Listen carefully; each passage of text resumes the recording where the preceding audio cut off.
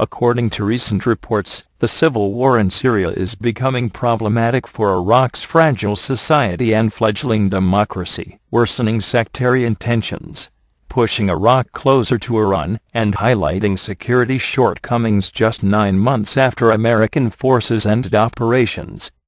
Almost 1 decade after U.S. and coalition forces invaded Iraq and overthrew the government of Saddam Hussein, and just 9 months after withdrawal of the last of the American combat units, the Shia government in Iraq is fighting for its survival against Sunni insurgents in its own country, while struggling to cope with the spillover of the fighting and the influx of refugees from the war next door in Syria.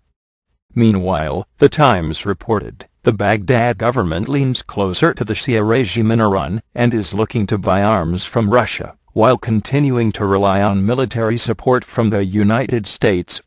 Aerial attacks by Turkey on Kurdish enclaves in the mountains of northern Iraq have added to the woes of a government trying to assert its sovereignty both in the air and on the ground.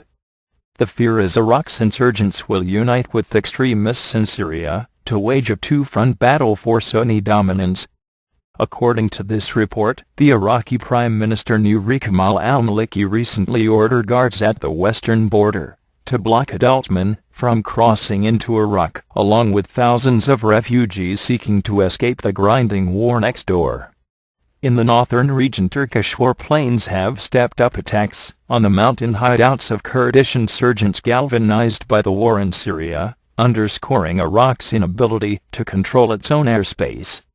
One report further suggests indications exist that Sunni insurgents in Iraq have tried to coordinate with Syrian fighters to set off a regional sectarian war, Iraqi tribal leaders said. According to Salman Sheikh, director of the Brookings Institution's Doha Center, far from Iraq's government being neutral over Syria, Salman believes Prime Minister Nouri al-Maliki is under pressure from his Shiite allies in Iran to assist Assad where he can.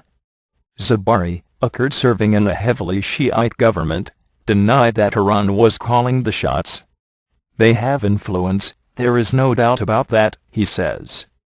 But when it comes to matters of Iraqi national interest, we act independently.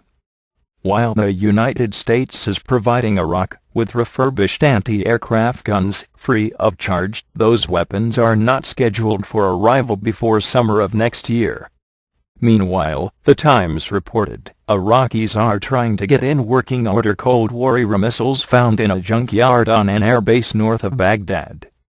Iraq is also negotiating with Russia to buy air defense systems that can be delivered more quickly than those bought from the United States.